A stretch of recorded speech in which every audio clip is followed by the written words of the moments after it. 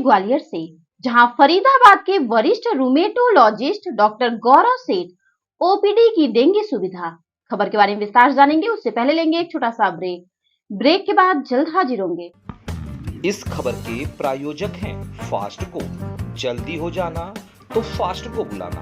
Bike से लेकर luxury car self drive पर उपलब्ध। ग्रुप ट्रेवल के लिए लग्जरी बस भी उपलब्ध। सबसे सस्ता एक बार सेवा का मौका अवश्य दें।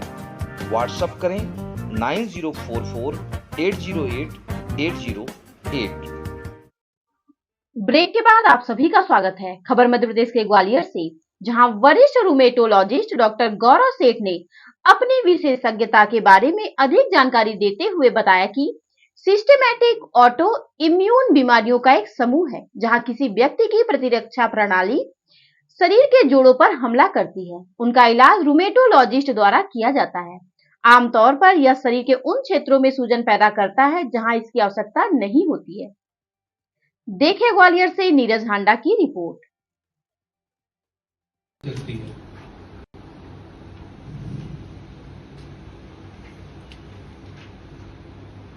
जी सर, और बताइए रूमेटोलॉजी के बारे में, किस तरीके की बीमारी है क्या? सर रूमेटोलॉजी जो है साइंस है, मेनली एक इंटरनल मेडिसिन की सुपर स्पेशलिटी ब्रांच है।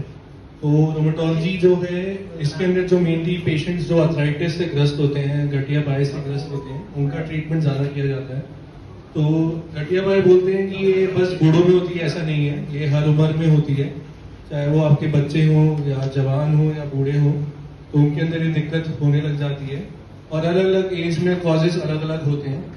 कई कॉजेज जो है यानी कि बहुत बीमारियां ऐसी जो बहुत कॉमन है, जैसे कि ऑस्टियोआर्थराइटिस हो गई, जो बूढ़े लोगों के अंदर देखी जाती है, जिसके अंदर बूढ़े लोगों को जैसे कूल्हे में दर्द होने लग जाता है, घुटने में दर्द होने लग जाता है, सीढ़ी चढ़ते उतरते हैं तो दर्द होता है, तो उसको ऑस्टियोआर्थराइटिस गिना जाता है। बाकी कई महिलाएं होती हैं जिनकी उम्र 23 से 50 साल होती है, उनके अंदर रूमेटॉइड आर्थराइटिस होता है।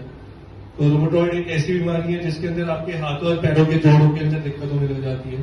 तो जोड़ जो है उसमें दर्द होता है, अकड़न होती है, सूजन होने लग जाती है, और जो जोड़ों का काम होता है वो करना मुश्किल हो जाता है, जैसे हाथ से अपने बॉटल का ढक्कन खोलना, गेट खोलना, ठीक है, और ये पेन पकड़ना, सब्जी काटना है, बहुत मुश्किल हो जाता है। बाकी पैरों में अगर गठिया पाँव पकड़ लेती है तो चलना फिरना मुश्किल है, सीढ़ी वीढ़ी उतरना मुश्किल है, नीचे से उठ के खड़ा होना मुश्किल है। तो ये चीजें होती हैं। बाकी और चीजें होती हैं जो गठिया बाय करा सकती हैं, उसके अंदर बहुत सारी हैं, जैसे एंकिलोजिंग स्पॉन्डिलाइटिस हो गया, जो यंग मेल्स के अंदर होता है। तो उसके अंदर आपकी कमर की गठिया बोलते हैं उसको, उसके अंदर पेशेंट को लोअर बैक के अंदर पेन होने लग जाता है। बैक पेन इतना सिवियर होता है कि वो सपोर्ट के ज्यादा होता है, अकड़न बहुत करता है। जब वो चलते फिरते रहते हैं थोड़ा कम होने लग जाता है, पेन किलर खा लेते हैं थोड़ा कम होने लग जाता है, बेड पे करवट नहीं ले पाते हैं, बहुत ज्यादा पेन करता है। तो एक तरह का गठिया वो होता है। बाकी कई गठिया इतने वो होते हैं कि इतने डिफिकल्ट टू ट्रीट होते हैं कि अगर उनका डायग्नोसिस टाइम पे ना हो, जैसे मैं लूपस जैसी बीमारियों की बात करूं, तो लूपस एक ऐसी बीमारी है जो बहुत ही अनकॉमन है, गठिया बाय कराती है, जोड़ों में दर्द कराती है, लेकिन साथ साथ वो फीवर भी करा सकती है, वो मुंह के अंदर छाले भी करा सकती है, लेकिन यंग फीमेल्स के अंदर होती है। अब यंग फीमेल्स के अंदर होती है तो उसके अंदर किडनी इन्वॉल्वमेंट बहुत जल्दी होती है और किडनी फेल करा सकती है। किडनी फेल हो जाती है और अगर इलाज समय पे शुरू ना किया जाए तो पेशेंट डायलिसिस पे चले जाते हैं, उनको किडनी ट्रांसप्लांट की जरूरत पड़ जाती है। तो ये रूमेटोलॉजी एक ऐसी बीमारी है जो जोड़ों के साथ साथ किसी भी ऑर्गन को इन्वॉल्व कर सकती है। तो एक ऑटोइम्यून बीमारियां हैं, ऑटोइम्यून बीमारियां जो होती हैं उनका इलाज रूमेटोलॉजी के अंदर किया जाता है। ऑटोइम्यून का ये मतलब है कि आपके जो इम्यून सेल्स होते हैं, जो आपके इन्फेक्शन से लड़ते हैं, भारी इन्फेक्शन से लड़ते हैं, अंदरूनी इन्फेक्शन से लड़ते हैं,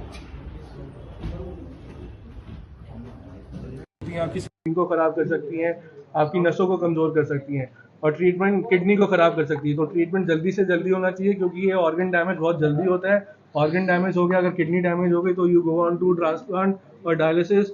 अगर आपकी नसें खराब हो गई तो आपको लकवा मार जाता है। तो ये चीजें बच सकती हैं अगर डायग्नोसिस बहुत जल्दी और ट्रीटमेंट बहुत जल्दी स्टार्ट हो जाए। ठीक, किस बीमारी के संबंध में चर्चा है ग्वालियर में? तो चर्चा ये जो है हमारी ग्वालियर जो है, मैं सर्वोदय की तरफ से आया हूँ, मेरा नाम डॉक्टर गौरव सेठ है। तो ग्वालियर में हमारी ओपीडी होती है जो हर तीसरे बुधवार को होती है परिवार हॉस्पिटल के अंदर, और 11 से 2 होती है। तो एक रूमेटोलॉजी विभाग हम देखते हैं। रूमेटोलॉजी के अंदर जो बीमारियां हैं, जैसे गठिया बाय के संबंधित बीमारियां हो गई, जैसे कि ऑस्टियोआर्थराइटिस हो गया, रूमेटॉइड अर्थराइटिस हो गया, फिर आपका एंकिलोजिंग स्पॉन्डिलाइटिस, सोरियाटिक अर्थराइटिस, तरह तरह के जो गठिया पाव होते हैं, जो 80 तरह के गठिया पाव होते हैं, उनका इलाज किया जाता है।